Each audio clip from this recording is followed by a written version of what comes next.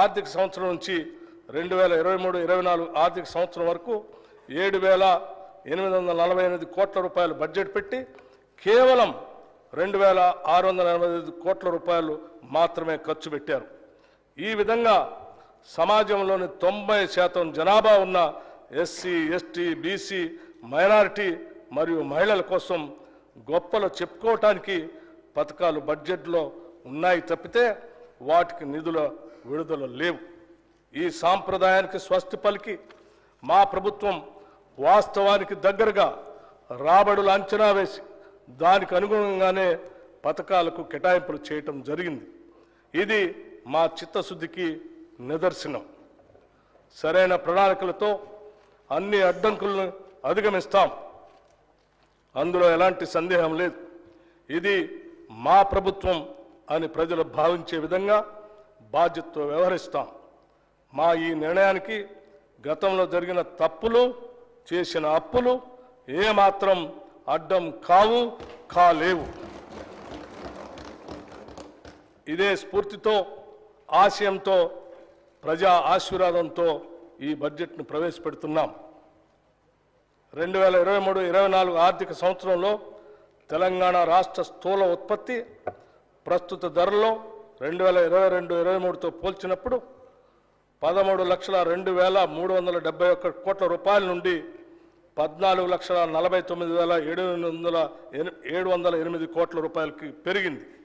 అయితే ఆర్థిక వృద్ధి రేటు అదే కాలంలో 14.7% నుండి 11.3% క్షీణించింది. దేశీయ స్థాయిలో వృద్ధి రేటు మాత్రం 16.1% నుండి 8.9% పడిపోయి మరింత ఎక్కువగా క్షీణించింది.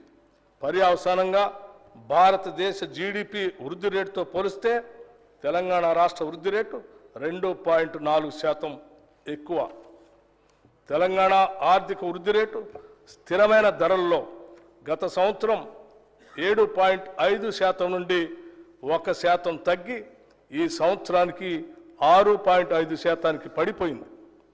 దేశ స్థాయిలో ఈ వృద్ధి +0.1%గా ఉంది. తెలంగాణ ఆర్థిక వృద్ధి రేటు తీవ్ర క్షీణతను చవిచూసిందనేది స్పష్టమవుతా ఉంది.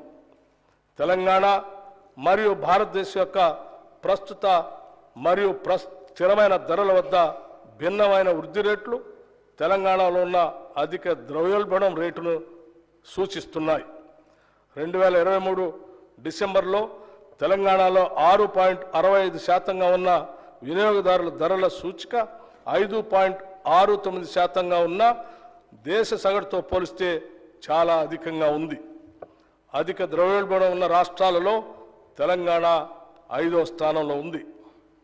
2023-24 ఆర్థిక సంవత్సరంలో తెలంగాణ ఆర్థిక వ్యవస్థ వివిధ రంగాల్లో పనితీరు ఒకేలా లేదు.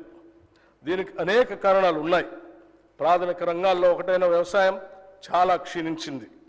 వ్యవసాయ రంగంలో పంటల ద్వారా వచ్చే స్థూల విలువ 49,059 కోట్ల రూపాయల నుండి 45,723 కోట్ల రూపాయలకు తగ్గి -6.8% వృద్ధి రేటుగా నమోదు అయింది. ఈ గణనీయమైన తగ్గుదలకి ప్రధాన కారణం ప్రతికూల వాతావరణ పరిస్థితులు, నైరుతి రుతుపవనాలు 17 రోజులు ఆలస్యమయ్యాయి మరియు సీజన్లో వర్షపాతంలో తీవ్ర హెచ్చుతగ్గులు వచ్చాయి.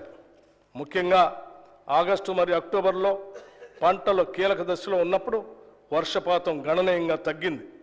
దీనికి తోడు దీర్ఘకాలం పాటు పొడిగాలులు, భూగర్భ జలాల క్షీణత మరియు కృష్ణా బేసిన్లో తగినంత నీటి లభ్యత లేకపోవడంతో వరి, పత్తి, మొక్కజొన్న, కంది, శనగ వంటి కీలక పంటల విస్తీర్ణం భారీగా తగ్గింది.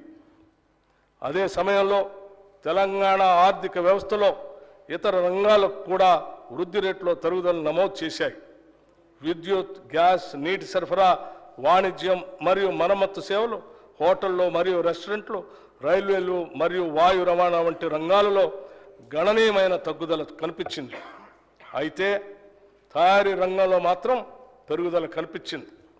గత సంవత్సరంలో నమోదైన 1.3% వృద్ధితో పోలిస్తే ఈ సంవత్సరం 5.9%గా వృద్ధి చెందింది.